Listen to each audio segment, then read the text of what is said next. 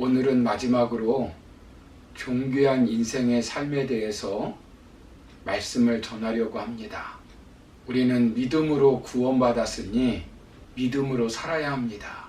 우리가 믿음으로 사는 것이 존귀한 삶을 사는 비결입니다. 지난 시간에 믿음으로 존귀한 삶을 살기 위해서 예수님을 어떻게 믿어야 한다라고 말씀드렸습니까? 먼저 예수님은 전능하신 분이심을 믿어야 하고, 두 번째는 예수님은 믿는 자를 능력 있게 하시는 분이심을 믿어야 합니다. 예수님께서는 믿는 자에게는 능히 하지 못할 일이 없느니라라고 말씀하셨습니다. 주님은 내 믿음대로 될 것이라고 말씀합니다. 누구나 홍해를 가르고 누구나 여리고성을 무너뜨리고 누구나 요단강을 건너는 것은 아닙니다. 100% 믿고 실행하는 자에게 은혜로 기적을 베풀어 주시는 것입니다. 우리가 한계 앞에서 그 한계를 극복하려면 예수 그리스도와 예수 그리스도에 대한 말씀을 100% 믿는 믿음을 가져야 합니다. 이런 가운데 우리가 믿음으로 존귀한 삶을 살기 위해서 마지막으로 살펴볼 것은, 예수님은 믿음의 기도로 타인을 존귀하게 만드는 분이시라는 것입니다. 본문에 나오는 아버지의 믿음으로 아들이 절망적인 삶에서 해방되었습니다. 자신의 믿음으로 자신의 비천한 삶이 존귀한 삶으로 회복될 수 있습니다. 12해 동안 혈루증으로 비천한 삶을 살던 한 여인이 예수님께 와서 치유될 것이라고 하는 믿음으로 예수님의 옷자락을 만졌을 때, 예수님께서는 딸아, 내 믿음이 너를 구원하였으니 평안히 가라, 그리고 네 병에서 놓여 건강할지어다 라고 말씀하셨습니다. 맹인 바디메오가 예수님께 믿음으로 고쳐달라고 말했을 때, 가라, 네 믿음이 너를 구원하였다 라고 말씀하셨습니다. 그 후에 맹인이 눈을 뜨게 되는 역사를 체험하였습니다. 자신의 믿음으로 지긋지긋한 질병과 삶의 질곡에서 벗어날 수 있었습니다.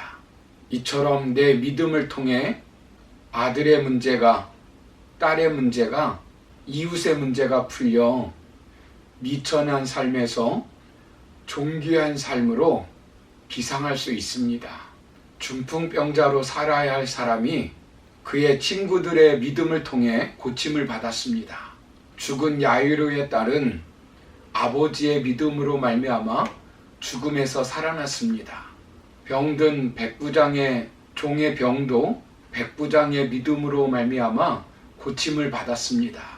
예수님은 백부장에게 가라, 네가 믿는 대로 이루어질 것이다 라고 선포하셨습니다.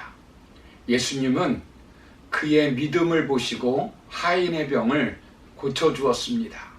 미친 딸을 고쳐달라고 예수님께 와서 간구한 가나안 여인에게 여자여, 내 믿음이 크도다, 내 소원대로 되리라 라고 말씀하셨습니다.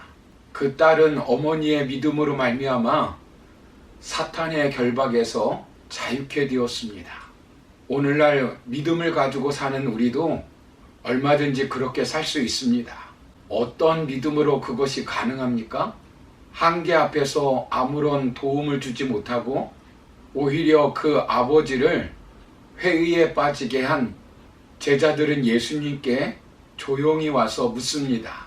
우리는 어찌하여 귀신을 내어 쫓지 못했습니까? 그때 예수님이 무엇이라고 말씀합니까? 29절을 보시면 이르시되 기도 외에 다른 것으로는 이런 종류가 나갈 수 없느니라 하시니라 라고 말씀합니다. 결국 한계를 극복하게 하는 것은 누가 해주신다는 것입니까? 하나님이 해주신다는 것입니다. 그런데 그 수단이 무엇이라고 말씀합니까? 바로 기도라고 가르쳐 주시는 것입니다. 그런데 귀신 들리고 간질병에 걸린 그 아이를 고치기 위해서 제자들은 먼저 무엇을 했습니까? 14절을 보시면 이에 그들이 제자들에게 와서 보니 큰 무리가 그들을 둘러싸고 서기관들이 그들과 더불어 변론하고 있더라 라고 말씀합니다. 9명의 제자들은 서기관들과 변론을 하였습니다. 한계 앞에서 변론한다고 그 문제가 해결되는 것은 아닙니다. 마가복음 6장 7절을 보시면 귀신을 제어하는 권능을 주시고 라고 말씀합니다. 귀신을 내어 쫓는 권세, 귀신을 제어하는 권세를 이미 주님께서 제자들에게 주셨습니다. 마가복음 6장 13절을 보시면 제자들은 예수님이 주신 권세를 가지고 이미 사용했습니다. 많은 귀신을 쫓아내며 많은 병자에게 기름을 발라 고치더라 라고 말씀합니다. 이제 기도를 통해 이 권세를 주신 하나님의 능력이 나를 통해 나타나게 하면 되는 것입니다. 그런데 논쟁만 하고 있는 제자들에게 예수님은 기도하라는 것입니다. 여러분, 어떤 기도이겠습니까? 마태복음 17장 20절을 보시면 이르시되 너희 믿음이 작은 까닭이니라. 진실로 너희에게 이르노니 만일 너희에게 믿음이 겨자씨 한 알만큼만 있어도 이 산을 명하여 여기서 저기로 옮겨지라 하면 옮겨질 것이요 또 너희가 못할 것이 없으리라 라고 말씀합니다. 이 말씀을 종합하면 믿음으로 기도하라는 것입니다. 예수님은 기도에 대하여 이렇게 말씀합니다. 마가복음 11장 24절을 보시면 그러므로 내가 너희에게 말하노니 무엇이든지 기도하고 구하는 것은 받은 줄로 믿으라. 그리하면 너희에게 그대로 되리라 라고 말씀합니다. 우리는 한계 앞에서 굴복하고 비굴한 삶을 살 것이 아니라 믿음으로 이겨야 합니다. 요한일서 5장 4절을 보시면 무릇 하나님께로부터 난 자마다 세상을 이기느니라. 세상을 이기는 승리는 이것이니 우리의 믿음이니라 라고 말씀합니다. 가이드 포스트에 나온 드웨인이라고 하는 사람의 이야기입니다. 아내 나탈리는 딸을 학교에 데려다주고 돌아오다가 교통사고를 당했다고 합니다. 순식간에 골반이 부러지고 비장이 파열되었으며 뇌 손상으로 식물인간이 되었다고 합니다.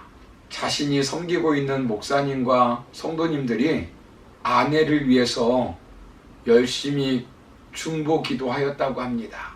그는 마태복음 21장 22절의 말씀을 붙들고 기도하였다고 합니다. 믿고 구하는 것은 무엇이든지 다 받을 것이다. 믿고 구하는 것은 무엇이든지 다 받을 것이다. 선포하며 기도했다고 합니다. 그러나 결과는 절망적이었다고 합니다. 의사는 혼수 상태에서 깨어나는 것은 100만 분의 1이라고 말했다고 합니다. 그러나 그는 믿고 구하는 것은 무엇이든지 다 받을 것이라는 말씀을 붙들고 끝까지 포기하지 않고 기도했다고 합니다. 3년이 지난 부활절 아침에 중환자실에 들어갔는데 아내가 눈을 깜빡거리더니 한 줄기 눈물을 흘리더랍니다. 3년 만에 기적이 일어난 것입니다. 믿고 구하는 것은 무엇이든지 다 받으리라고 하는 약속의 말씀처럼 아내는 깨끗이 회복되어 건강하게 살고 있다고 합니다. 사랑하는 성도 여러분, 우리가 한계 앞에서 무엇을 해야 할까요? 바로 믿음으로 기도하는 것입니다. 우리가 믿음으로 기도하면 한계를 극복해 주시는 하나님께서 역사하십니다. 그래서 우리는 한계 앞에서 절망하고 낙심하고 좌절할 것이 아니라 믿음으로 포기하지 않고 기도해야 합니다. 그러므로 성도님들께서는 어떤 어려움, 어떤 한계, 어떤 문제가 있다 할지라도 포기하거나 낙심하지 마시고 믿음으로 기도하여 기적을 체험하고 이 땅에서 사는 동안 존귀한 삶을 살아가는 저와 여러분 다 되기를 주님의 이름으로 축원합니다. 감사합니다.